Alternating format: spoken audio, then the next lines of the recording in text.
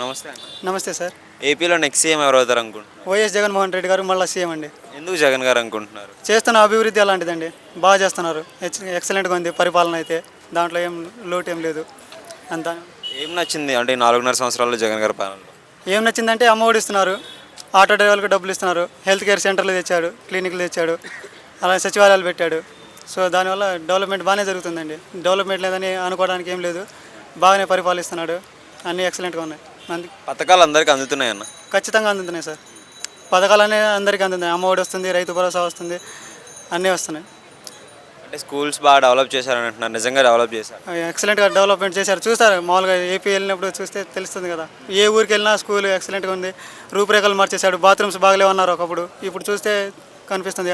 అన్ని డిజిటల్ వచ్చినాయి స్కూల్లో, బాగుంది. ట్యాబ్స్ కూడా ఇస్తున్నారు కదా చిల్డ్రన్కి? అవును సార్, స్టాఫ్స్ ఇస్తున్నాను, బాగుంది, ఎక్సలెంట్గా ఉంది సార్. అంటే ఆరోగ్యశ్రీ కింద 25 lakhsకి చేశారు కదా, అది ఎలా అనిపిస్తుంది?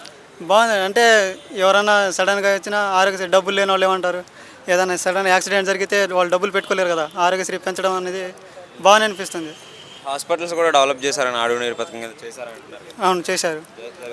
జరిగిందండి, బాగా చూస్తున్నారు కదా, ఒకసారి వెళ్ళి చూస్తే తెలుస్తుంది, బాగుంది. మరి ఇప్పుడు షర్మిల గారు ఆపోజిట్ అయ్యారు కదా జగన్ గారికి, కాంగ్రెస్ పార్టీలో చేరి, సో విమర్శలు కూడా చేస్తున్నారు. సో దాని గురించి మీ అభిప్రాయం?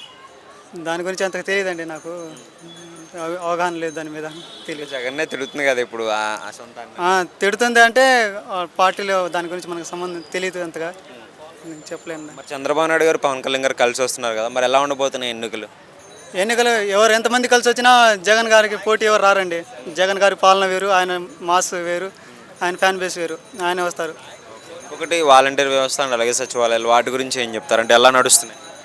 వాలంటీర్ వ్యవస్థ అంటే మంచిదండి. ఇప్పుడు ఎంతోమంది జాబులు లేవు ఇది అంటున్నారు కదా, ఐటీకి వెళ్ళాలి, ఐటీ జాబ్ కొట్టాలి, అంత అవసరం లేదు కదా. ఎందుకంటే వాలంటీర్స్ ద్వారా డైరెక్ట్గా మనకి సచివాలయాలు వస్తున్నాయి.